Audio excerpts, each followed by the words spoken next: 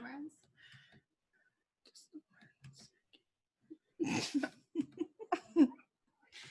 Oh my god. Oh my god. Okay. Oh my god, my ankles.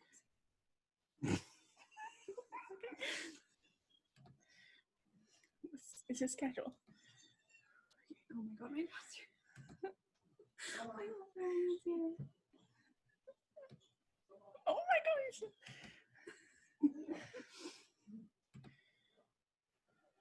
Oh, we can see them. Oh, we can't hear them. 1 sec. Faith, can you hear us? 1 They should be second. muted. You have to unmute them. So you can go into. Oh my god, babe. You got this. Oh, I have a mouse. 1 second, people. Do you need to hear them right now? My sister's just trying to talk to me. Oh, she can hear us. She can hear us. You can hear us, Faith? Okay, cool. Okay. Okay. You should mute people's videos, though. Yeah, 1 second. Okay, people. Second. I'm just gonna, should I unmute people? Yeah, may as well. You can go to gallery view. Okay, babe, we're unmuting people now, so.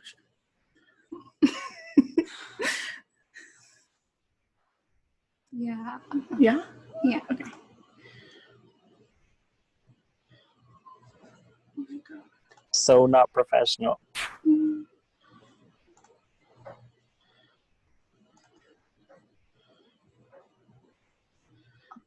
Okay. We're just unmuting everybody. Yes. We've never used Zoom before, so excuse us for being a little Yes. technically challenged. Yes. Okay. Where's Faith? Oh, I just took myself a video. Okay. I can. I'll just talk. Hey. Oh, there's chat. I watch you. Okay. Okay. Can everyone hear us?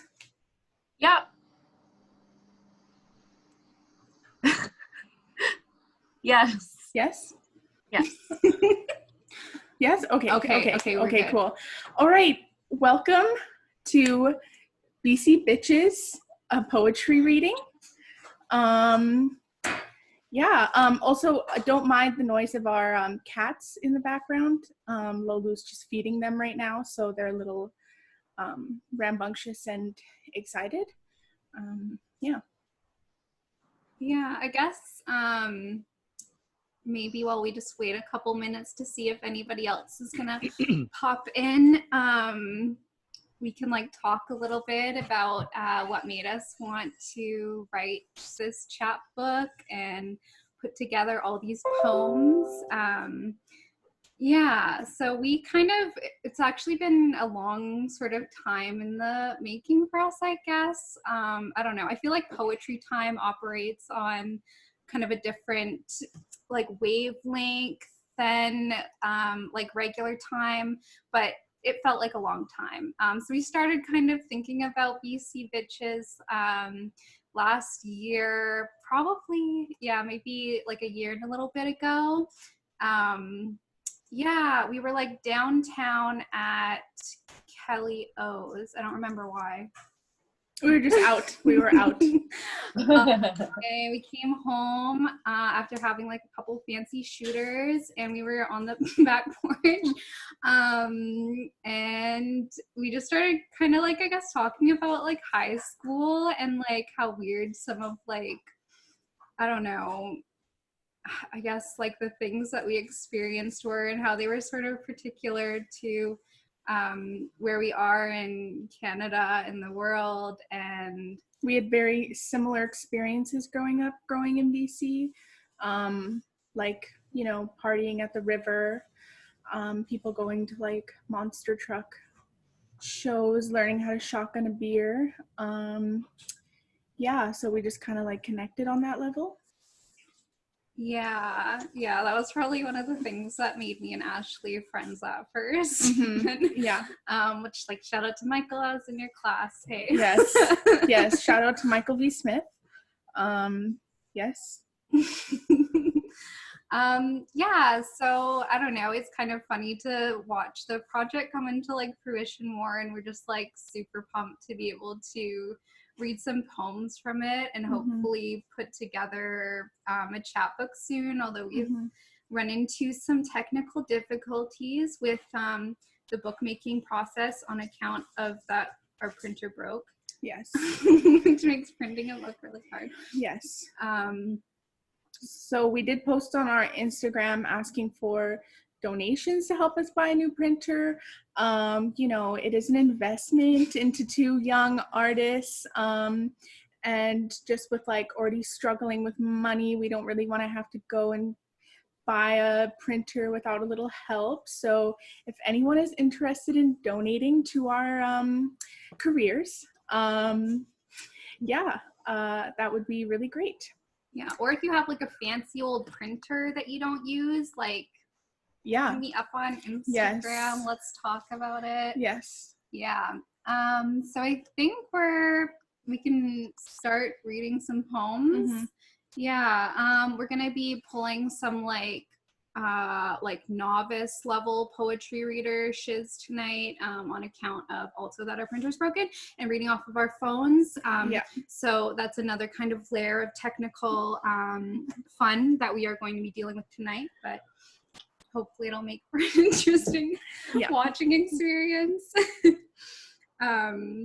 Yeah, so I guess we'll just kind of get started. So the first piece I'm going to be reading tonight is one that I wrote probably maybe like 6 months ago in a poetry class. Yeah, and it's sort of about being a young child in BC, and it's called Trout Eyes. The child eats trout eyes. Like grapes, they pop in her mouth. The skins taste like smoke. She likes to be seen chewing. Her lips white with oil. Being unbearable occurs to her. It's like music. Eminem in Grandpa's sauna. Brow scaled with sweat, she trips into fire twice before learning to walk forward while raking stones from sand. Nothing has to happen, but she questions it. She brings beer to Uncle and drinks lake water on the low. On the dock, barefoot, her mother speaks to Sudbury loons. The child's language is inadequate. She sings in English on an overturned tub. Someone brings her fishing. They call her by her sister's name, which is a garden. She feeds dirt to the worms, fingernails black-brown. Uncle tosses trout in the boat. Later he'll burn them on the barbecue, and someone will pass the child a paper plate. When she chews, a minnow will slip from her left ear. The slime will stain her green tankini, but she likely needs a new one anyhow.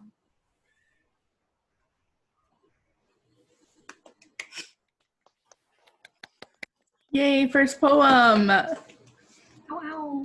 That was great. Okay. My first poem is called After a Funeral You Always Pray at the River, and it's also about being a child. It's kind of similar to Sari, like observing fish culture, BC fish culture. Okay. We took the trail, red mud covered, melanated knees, thinking we'd unseen fairies in the thick of Salish Mountain, the creek we hide. You were dark that summer. White dress, you got spanked every day. Babysitting boys who pinned you down underneath River Bridge. the salmon coming fast up the current, eyeing the beer bottle engraved shoreline. Eternal sticky of cyclone sweet, feeling a fish hook. It was an accident, a cigarette burn, a skinny clavicle. Adults get away with everything. Babies raising babies. Mum, I lost my abalone earring playing in that running water, and I know that I'll never get it back. That's it. That's an applause. Yeah. Silent applause. Okay, I'm gonna read one now about one of my many deceased dogs. It's called Lambert. Mountain ash shed berries in sweet clumps. Outside the barn, dogwoods howled with wind. Fireball 2 6s and boots sweat. 9th grade stoners poured pixie sticks on white bread, and how a boy's fly tore my spaghetti strap. I stole his breath for the latitudes between street lamps. It was quiet walking home that far north of the Nechako, wet-ankled bottles clinking my pack. I slipped in mist-slick ditches when pickup trucks slowed past. What could want me? I was 14, mimicking the sweetness of rotten leaves. Cinnamon lotion drifted through farm parties, scratching off freckles like scabs. Dad filled his office with Ohio, drove alone each summer rehearsing post-colonial theory with congregations of pale corn. In his absence, Mom painted the kitchen yellow, cool moonbeam. She fed you Costco kibble with canned whipped cream, a rare Swiss breed we named you for a cartoon lion. You liked filching chicken legs from the basement fridge, bones that snowed marrow, long walks. That fall, you forgot how to breathe and slumped beneath the crabapple tree like you'd seen everything of human love.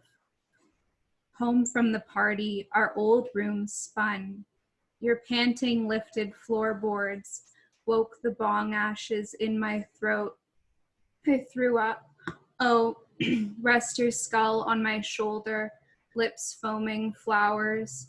After all this time, I'd reach back, cut the mats like blackberry from your ear, the walls sobered and light sawdust a little later each day.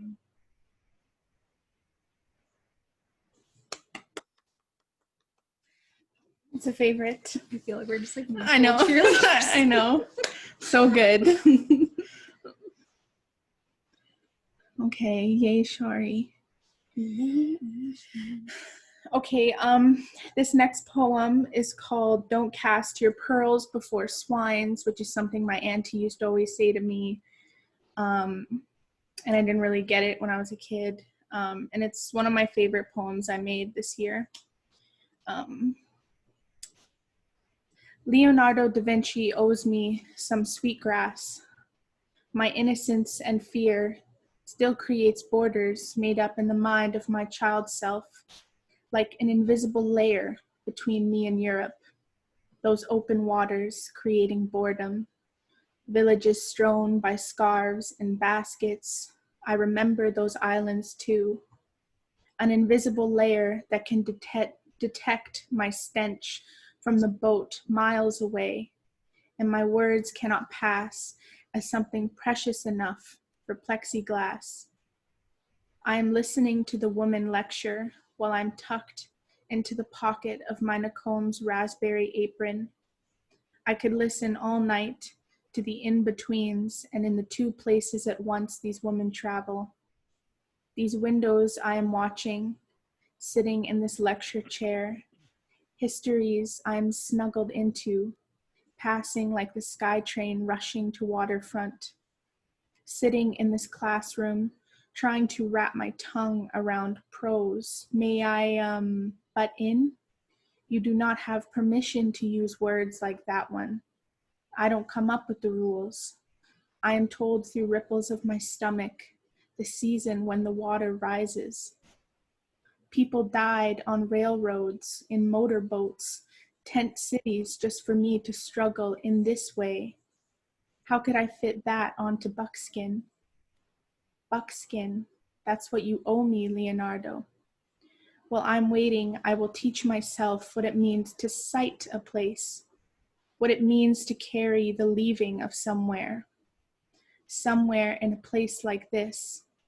To sight is to refer to the giving, how a city gives a bout of depression, how a school can give you forced metamorphosis.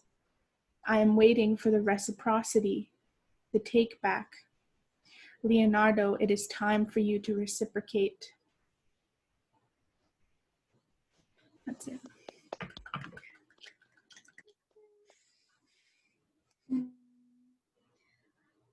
Yeah, right before we started, we decided our last two poems would be about our time in Kelowna. And so, yeah. This is my last poem. It's set in Kelowna. I don't know if it says anything in particular about the city, but it's more just about living with Ashleigh. She hasn't heard it before, so watch her facial expressions very carefully to see if she cringes and tell me later. Okay, it's called Gemini Moon, which I just found out is your moon sign. Yes, my moon is in Gemini, so it was very serendipitous. Yeah. Okay, Gemini Moon. The hawthorn froths with pink flowers. Their sour pollen sticks to our hair. We've lived a year in this house, stained its hardwood with Merlot, chased out the flies with our laughter. We belong to its safety. Tonight we're digging a hole out back. In Costco's slippers, I stomp the landlord's spade through an invisible lattice of dandelion roots. We bury our wishes with tobacco, an Asian pear, 2 silver threads of spit. We're praying for rent, enough to stay another month. It doesn't seem like much to ask after watching Practical Magic on your hand-me-down mattress. You say we'll live in a cottage, you with your lover, me with my hounds. I'll be wayfish and wasted, spike the townsmen's beer with belladonna, deadly nightshade. We'll brew lilac tonics for our insomnia, sleep in separate rooms till everyone else leaves. Our new moon is a faded wisp of light, its heart tombed in a homunculus mess. Like spells we cast our eyes through the branches, the low-hanging sky. How do we trust what future will keep us? We pack the dirt into its resting place, and in the light it looks like a promise. So good. So good. So good. Oh my God. I want to frame that on my wall. Aw. Okay, well mine, like my last poem is not as sentimental, so just be prepared. So I like almost made myself cry there. Yeah, I know. Literally. I was like, I'm gonna cry. I'm not gonna cry. Yeah, no, my last poem is not as sentimental. It's literally like a critique of Kelowna culture, which is just like some sort of like, succubus concentrate of the larger sort of like bohemian white supremacy BC culture. Yeah, I actually don't have a name for it. It probably would have to do with something like the bus, because that's just like very Kelowna infamous. Yeah, so this is my last poem. These sidewalks and trees are lonely. No wait, ingenuine. The people protest for silver spoons to be placed over gutter fish. They don't like the smell, but they're the ones that leave it out to decay and sunbathe in stench. When I become famous, I will rip this town apart. I will say the lake belongs to the spirit of a boy who's been in captivity here since wine was introduced. Oh, the wine, thank you, my good priest. I'll say how much we whined about the commercial bohemian girls ruining the pathway for something pure and intergenerational. Things cannot be passed down in a city like this. The oil here is never crude. What a cute pipeline wasteland for 2065, the Canadian LA. The white ladies are always rude indeed. You want me to work at a lingerie store in this political climate. When I rule with my people's abundance, I will end this city. I will ruin the name of this mission. The apples on the power boxes, always missing brown hands. These lands. The talent here comes from the sewers. We are covered in jewels. We continue to be the mules we take the 97 home, because what else is there to do today? Yeah, that's it. Yes. Great. That's it. So I guess this is like the Q&A part of the thing that we're supposed to do. If anybody has any questions for us. I'm pretty sure I like said, oh, uh-oh. Can you guys hear My me? mom. And like I don't know. neglecting to let people in. Yeah. It's an exclusive club here. Yeah, it's an exclusive club. We also had like a time limit, so we're sorry about that. But also we recorded this, and I'll post it online somewhere. So even if people didn't get to see the poems, we'll be able to post them, and you can rewatch it. Yeah. Yeah. Yeah. Yeah, so I guess You if guys anybody hear me? has any kind of comments or questions or perspectives on British Columbia, Yeah.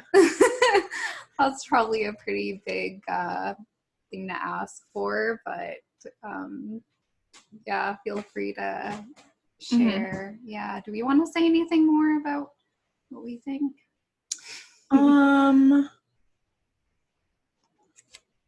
I don't know. Yeah, the chapbook I think is going to be really great because we're trying to make it a little bit more satirical, like playing with BC culture, playing with, explore BC, wild BC, stuff like that. Because BC poetry and BC poets tend to sort of like be put into this box, or the way poetry, at least as like younger people, how we've observed it, BC poetry tends to have been developed in a very structured way, I guess, that's like palpable to like the greater Canada. And there's sort of, yeah, so we're hoping that our book unlocks like other ways that BC poetry can dominate the scene. Yeah. I think like, I don't know, especially coming from Prince George, there are like so many tropes in, Prince George writing. Like you have like these like very like highly romantic poems about like trees and the forest and I don't know, like sort of like a almost like porning of the land. I don't know. There's probably a way better way of saying that. But yeah, so I think like just taking it and like looking at it in a different way was sort of what we wanted to do in writing these poems. And yeah, I think especially, yeah, in like Prince George, a lot of it is kind of like male dominated. So coming to those same things from this perspective of, being like a teenage girl in like this area, I don't know, I felt like there was a lot kind of cooked into that, and like I just couldn't see it the same way as some other poets did. Yeah, I'm like trying to like hear people. I don't know if it's like on my end, if it's like not working. Yeah, my dad wants to ask a question. Yeah. Well, no. Oh shit. Can you hear me? Babe, can you help can't us hear for a me. second? Lolu's working as our tech guy tonight. Yeah. to figure out how to use Zoom, so he's gonna let us ask questions. Yeah. See, I tried clicking, like, Are you? It's Is not the really computer working. itself muted? I don't think so. What do you? Are you trying to unmute people? Yeah. Oh, is it? Hello? Oh, yeah. There we go. Could you hear me now? Yeah. Yeah, no, that's, hi. That was wonderful. That was just wonderful. And I really enjoyed you could see that both of you were really tied into not just the natural world, but the living world, and yet in such different ways. And it is very complementary. I think it worked very well.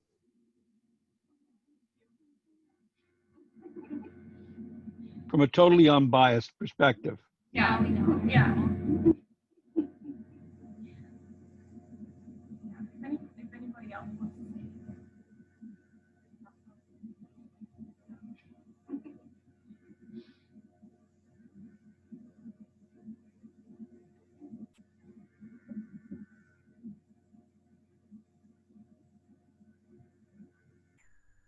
Yeah, if like you're struggling to speak, like,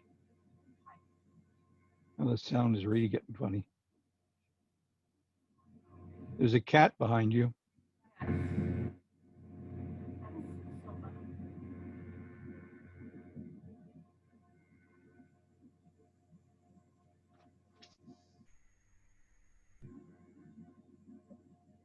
Dog tail.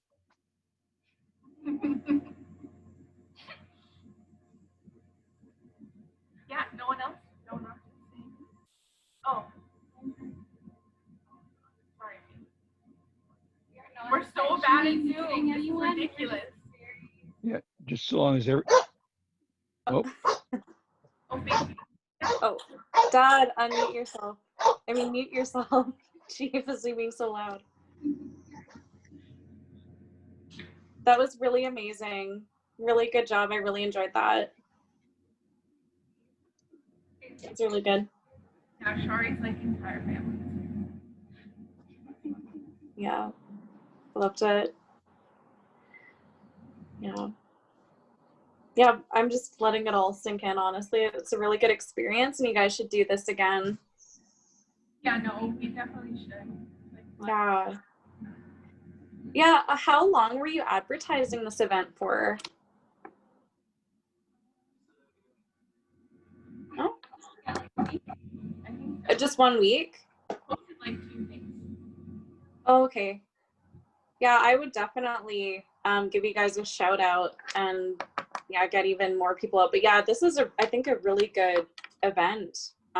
Yeah, you had a good following today. Yeah, it was just so nice. Yeah, literally. Yeah, this was fun. Yeah, thanks for. Yeah, that's awesome.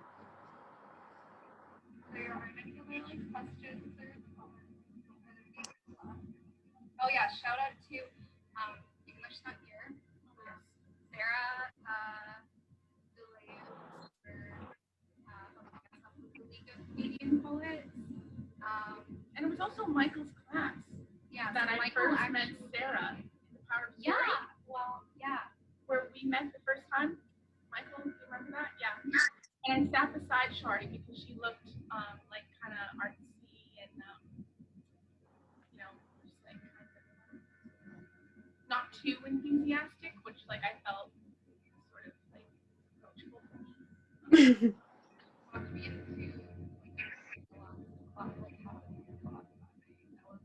Yeah. Sorry, Michael. Yeah. But it was like a great class. And that's the class we met Sarah in. And that was like a great lecture in that class. Yeah. Yeah, I guess that's all we got.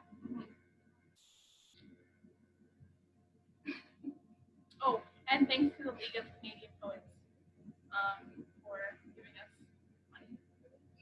Yeah. And thank you all for coming and being a part of this. And hope to have more. And please buy our chapbook when it comes out. Yes. Yes, depending on Aaron, I recorded it. So I'll post it online afterwards. Yeah. We just got a notification that we're running out of time. Yeah. So we're gonna. Yes. Yes. Thank you all for coming. Thank you.